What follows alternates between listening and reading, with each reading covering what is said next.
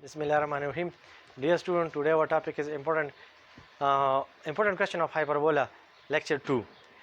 Dear student, आज हमारे पास जो सेकंड लेक्चर है ना हाइपरबोला का, उसमें हम डिफरेंट कंपोनेंट्स आपके पास गिवन होंगे हाइपरबोला के, उसमें हमने उसके इक्वेशन को फाइंड करना होगा, हाइपरबोला की इक्वेशन को फाइंड करना होगा। इससे पहले जो फर्स्ट लेक्चर था उसमें हमारे पास इक्वेशन गिवन थी हाइपरबोला की, और उससे हमने डिफरेंट उसके कंपोनेंट्स को फाइंड करना था। ठीक है, तो आज के लेक्चर में हमारे पास जो आपके पास कंपोनेंट्स गिवन है वहाँ से हमने इक्वेशन को फाइंड करना होगा। लेक्चर को आगे बढ़ाने से पहले अगर आपने असद मैथमेटिक्स के नाम से चैनल को सब्सक्राइब नहीं किया तो सब्सक्राइब करें ताकि आने वाली वीडियो को वक्त में मिल सके। लेट स्टार्ट करते हैं आज के लेक्चर को। सो आपके पास जो फर्स्ट आपके पास क्वेश्चन गिवन है ना, इसमें आपके पास जो फोकाई है उसके आपके पास जो फोकस 1 गिवन है उसके कोऑर्डिनेट्स गिवन है। ठीक है, और उसके सेकंड जो आपके पास फोकस है उसके कोऑर्डिनेट्स आपके पास गिवन है, और एक वर्टेक्स के आपके पास कोऑर्डिनेट्स गिवन है। इससे हमने इक्वेशन को फाइंड करना होगा। डियर स्टूडेंट, यहाँ गौर से आप देख लेना। सो आपके पास जो है जो इसका एक्स कंपोनेंट है वो कांस्टेंट है।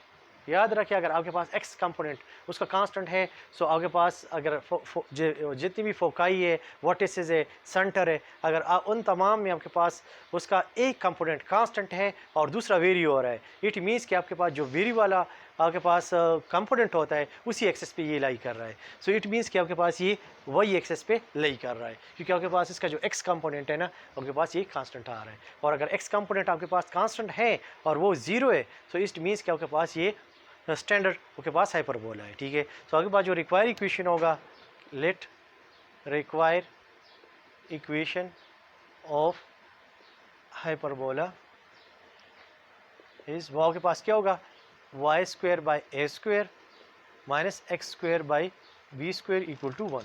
सो ये हमारे पास रिक्वायर इक्वेशन ऑफ हाइपरबोला होगा। ठीक है, मैंने आपको ये बात क्लियर कर दी कि आपके पास कैसे पता चलेगा कि हम स्टैंडर्ड इक्वेशन लिखें, और कैसे पता चलेगा कि ये अलॉन्ग एक्सिस है या अलॉन्ग वाई एक्सिस है। इन कंपोनेंट्स को देख के, इनकी कोऑर्डिनेट्स को देख के पता चल जाता है। ठीक है, सो आपके पास अब हमने इस इक्वेशन को डिराइव करना होगा। ठीक है, इस इक्वेशन में आपके पास जो अननोन वैल्यूज़ है वो ओनली ए और बी है। सो आपके पास अगर ए की वैल्यू और बी की वैल्यू फाइंड हो जाए तो इक्वेशन आपके पास फाइंड हो जाएगा। ठीक है, सो आपके पास ए और बी की वैल्यूज हम कैसे फाइंड करेंगे। यहाँ आपके पास दो जो फोकसेस किए होने, उन फोकस का जो मिड पॉइंट होता है ना वो आपके पास सेंटर होता है। सो यहाँ से सबसे पहले आप सेंटर फाइंड कर लें। आप लिख लें कि since centre is the mid point of foci, foci का जो मिड पॉइंट होता है वो आपके पास सेंटर होता है। तो सेंटर जो सेंटर के कोऑर्डिनेट्स होंगे एच के equal to x1 plus x2 divide by 2, y1 plus y2 divide by 2। इसमें पुटिंग कर लें, आपके पास आएगा 0 plus 0 divide by 2, 3 minus 3 divide by 2। So यहाँ से आपके पास आ जाएगा 0 0।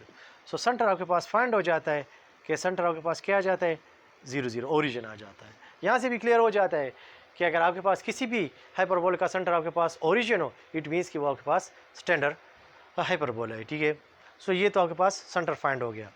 अब आप क्या फाइंड कर लें, नेक्स्ट आपने ये तमाम आपके पास जो कैलकुलेशन अभी हम आगे करने जा रहे हैं ये ए और बी की वैल्यू फाइंड करने के लिए कर रहे हैं। सो आपको पता है कि सेंटर और वर्टेक्स के बीच में जो डिस्टेंस होता है, सेंटर और वर्टेक्स के बीच में जो डिस्टेंस होता है वो बेसिकली ए को रिप्रेजेंट करता है। So A equal to center and distance between center and vertex. तो आपके पास जो वर्टेक्स गिवन है वो 0, इसका जो डिस्टेंस फार्मूला है वो x2 minus x1 whole square, फिर आपके पास plus y2 minus y1 whole square वो लगा लें, 0 minus 0 whole square plus minus 2 minus 0 whole square. So यहाँ से आपके पास एट द एंड 2 आपके पास आ जाएगा, ए की वैल्यू आपके पास फाइंड हो जाती है जो 2 आपके पास आ जाती है। सो यहाँ से तो आपके पास ए फाइंड हो गया। नेक्स्ट आपने क्या फाइंड करना है, बी की वैल्यू फाइंड करनी है। सो बी की डायरेक्टली वैल्यू फाइंड नहीं हो सकती, सो हम इसके लिए सी की वैल्यू फाइंड करते हैं। सी की वैल्यू आप कैसे फाइंड करोगे, आपको पता है कि सी जो आपके पास होता है ये सेंटर और फोकस के बीच में डिस्टेंस होता है। सेंटर और फोकस के बीच में जो डिस्टेंस होता है ना वो हम स्मॉल सी से रिप्रेजेंट करते हैं। ठीक है, तो आपके पास किसी भी फोकस को आप ले लें, इसके साथ 0 minus 0 whole square, 3 minus 0 whole square.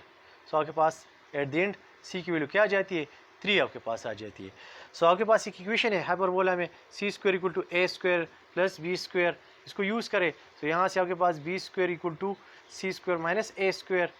So आपके पास जो सी स्क्वायर की वैल्यू है 9 है, ए स्क्वायर की वैल्यू आपके पास 4 है, सो बी स्क्वायर इक्वल टू 5 आपके पास आ जाती है।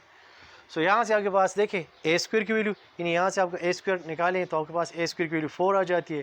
सो ये आप रिक्वायर इक्वेशन में पुट कर दे। So equation star implies that X Y square divide by A square की वैल्यू आपके पास 4 आई है minus X square divide by B की वैल्यू 5 है इक्वल टू 1। सो ये require equation of hyperbola find हो जाती है।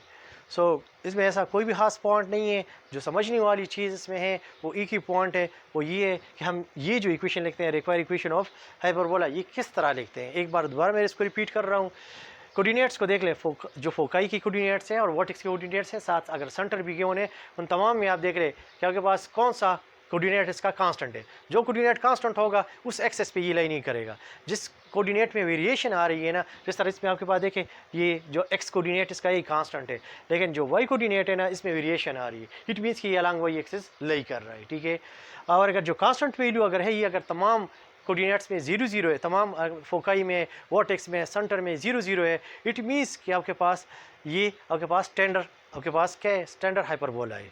सो ये पॉइंट आपके पास इंपॉर्टेंट है, इसको जहन में रखें। आगे क्वेश्चन पे आगे बढ़ते हैं, एक और क्वेश्चन करते हैं ताकि आपके पास कंसेप्ट और क्लियर हो जाए। सो नेक्स्ट आपके पास जो क्वेश्चन है, क्वेश्चन नंबर 2, उसमें ये आपके पास है कि दो वर्टिसेस गिवन है, साथ आपके पास जो क्या कहते हैं एक जो फोकाई है ना उसमें एक आपके पास कोऑर्डिनेट गिवन है। मैं आपको इसके हिंट्स दे रहा हूँ, इसको आपने सॉल्व खुद करना है। ये बिल्कुल एग्जैक्टली क्वेश्चन नंबर 1 की तरह है, ठीक है। थोड़ा सा सबसे पहले तो आप इसके जो कोऑर्डिनेट है इसमें वेरिएशन आ रही है वो एक्स कोऑर्डिनेट है, देखें एक्स कोऑर्डिनेट वेरी हो रहा है, जो वाई कोऑर्डिनेट है वो कांस्टेंट है। इट मीन्स कि आपके पास इसमें जो इक्वेशन आपने यूज़ करना है ना, हिंट्स आपको दे रहा हूँ, ये आपने सॉल्व खुद करना है। ये अलॉन्ग एक्सिस लाई कर रहा है, ठीक है। और जो वाई कोऑर्डिनेट है वो 0 है, इट मीन्स कि स्टैंडर्ड आपके पास हाइपरबोला है। So X square by A square minus Y square by B square equal to 1। ये इक्वेशन आपने इसके लिए यूज़ करनी होगी, ठीक है। ए और ए स्क्वायर बी स्क्वायर की वैल्यूज कैसे फाइंड करेंगे, सेम वही प्रोसीजर यूज़ करें। सबसे पहले आप जो आपके पास सेंटर है ना, ये आप किस तरह फाइंड कर रहे हैं, दोनों व्हाट इज इसका जो मिड पॉइंट है, centre is the mid point of vertices. जो वर्टिसेस इसका मिड पॉइंट है ना वो आपके पास सेंटर है, यानी आप इसका जो सेंटर है वो इस तरह फाइंड कर लेंगे 5 - 5 डिवाइड बाई 2, 0 + 0 डिवाइड बाई 2। सो आपके पास ही 0 0 आ जाएगा। और फिर इसी तरह ए को सेंटर बिटवीन जो ए डिस्टेंस है ना, ये आपके पास सेंटर और एनी वर्टेक्स के बीच में डिस्टेंस है, कोई सा वर्टेक्स ले, V1 ले V2 ले। इसी तरह सी को फाइंड करें, सेंटर भी जो distance between center and focus आपके पास गिवन है। यहाँ से ए और सी की वैल्यू फाइंड हो जाएगी और वहाँ से इस इक्वेशन को यूज़ कर ले। आपके पास जो हाइपरबोला के लिए सी स्क्वायर ए स्क्वायर प्लस बी स्क्वायर, यहाँ से बी स्क्वायर फाइंड कर ले और फिर रिक्वायर इक्वेशन में पुट कर ले। तो ये इसकी थोड़ी सी हैंड्स है, इस पर आप खुद ट्राई कर ले। एक और क्वेश्चन करते हैं इसमें। नेक्स्ट क्वेश्चन में आपके पास जो है ओनली वर्टिसेस गिवन है और साथ एक स्टेटमेंट गिवन है कि asymptotes are perpendicular to each other. Vertices given है और एसिम्पटोट्स परपेंडिकुलर है एक दूसरे पे, ठीक है। सो वर्टिसेस को आप और से नोट करें। सो इसमें आपके पास जो है ना, इसका जो एक्स कोऑर्डिनेट है वो वेरी और है, जो इसका एक्स जो वाई कोऑर्डिनेट है वो कांस्टेंट है और 0 है। सो जो रिक्वायर इक्वेशन होगा ना, let require equation of hyperbola is वो कौन सा यूज़ करोगे, X square by A square minus B square by Y square by B square equal to 1। इस इक्वेशन को यूज़ करेंगे, ठीक है। अब आपने क्या करना है, इस ए स्क्वायर और बी स्क्वायर को फाइंड करना होगा, ठीक है। इसके लिए आपके पास जो स्टेटमेंट गिवन है, स्टेटमेंट आपके पास ये कि उसने कहा कि asymptotes are perpendicular to each other. तो आपके पास जो इसके एसिम्पटोट्स होंगे ना इस इक्वेशन के लिए, एसिम्पटोट की इक्वेशन होती है सेंस आपके पास ये होती है y equal to plus minus B by A X, यानी y इसको अलग अलग लिखे तो y by B by A X and y equal to minus B by A X. यहाँ अगर यहाँ से आप स्लोप्स निकाल लें इस इक्वेशन के साथ कंपैरिजन करके, y equal to M X plus C. So इसमें m की जगह यहाँ क्या है, एक m1 कह दे, इसके स्लोप को m1 कहें, तो b बाई ए आपके पास है, इसके स्लोप को m2 कहें, सो इसका जो स्लोप है माइनस b बाई ए आपके पास है। दोनों जो आपके पास एसिम्पटोट्स की लाइनें हैं, ये ना आपके पास है कि परपेंडिकुलर है। अगर आपके पास दो लाइनें परपेंडिकुलर होती हैं, आप लिख लें कि since asymptotes are perpendicular therefore m1 into m2 equal to -1। So आपके पास m1 के लिए b by A into minus B by A equal to -1, minus minus cancel हो जाएंगे, B square equal to A square आ जाएगी। It means कि आपके पास ए और बी की वैल्यू सेम होंगी, ठीक है। ओनली अगर ए की वैल्यू फाइंड हो जाती है तो वही बी की वैल्यू है, अगर बी की फाइंड आप कर लेते हो तो ए की भी वही वैल्यू होगी। सो यहाँ से एक इक्वेशन रे हो जाती है। अब हमने यहाँ जो गिवन इन्फॉर्मेशन है उसमें से ए या बी की वैल्यू किसी तरीके से फाइंड करनी होगी। सो आपको पता है कि आपके पास जो वर्टिसेस का मिड पॉइंट होता है वो सेंटर होता है। सो आप लिख लें कि since centre is the mid point of vertices, so centre आपके पास यहाँ से फाइंड हो जाएगा। दोनों को ऐड करें, 9 - 9 divide by 2, 0 + 0 divide by 2। So यहाँ से आपके पास आ जाएगा 0 0। तो सेंटर के कोऑर्डिनेट्स फाइंड हो जाते हैं, ठीक है। तो सेंटर आपके पास फाइंड हो जाता है कि आपके पास 0 0 हो जाता है। अब आप क्या कर लें, सेंटर कोऑर्डिनेट फाइंड करने के बाद आप इजीली ए को फाइंड कर सकते हो, क्योंकि ए आपके पास होता है distance between center and vertex. तो सेंटर एनी वर्टेक्स v1 को ले ले, सो इसको यूज़ करें। सो आपके पास जो है क्या कहते हैं इसको, डिस्टेंस फार्मूला यूज़ करें 2 पॉइंट का। सो उसके मुताबिक आपके पास 9 - 0 whole square plus 0 - 0, 0 - 0 whole square. So यहाँ से ए की वैल्यू के पास आ जाती है कि 9। सो ए की वैल्यू 9 है, इट मीन्स ए स्क्वायर आपके पास 81 हो जाएगा। और इस इक्वेशन को यूज़ कर लें, सो बी स्क्वायर भी आपके पास क्या आ जाएगा 81। सो आगे बाद जो रिक्वायर इक्वेशन है ये डिराइव हो जाता है। रिक्वायर इक्वेशन में यहाँ भी 81 पुट कर दे, यहाँ भी 81 पुट कर दे, मज़ीद सिंप्लीफाई करना है। So X square minus Y square और इक्वल टू 81। सो इससे आपके पास ये require equation of hyperbola find हो जाता है। इससे रेक्टेंगुलर हाइपरबोला भी कहा जाता है। जो नेक्स्ट लेक्चर होगा उसमें हम रेक्टेंगुलर हाइपरबोला को भी डिस्कस करेंगे, उसके डिफरेंट कंपोनेंट्स को भी फाइंड करेंगे। यहाँ से हमारे पास ये लेक्चर ख़त्म मतलब एंड हो जाता है। एनी प्रॉब्लम हो तो कमेंट्स में ज़रूर शेयर करें, वीडियो अच्छी लगे लाइक एंड शेयर ज़रूर करें।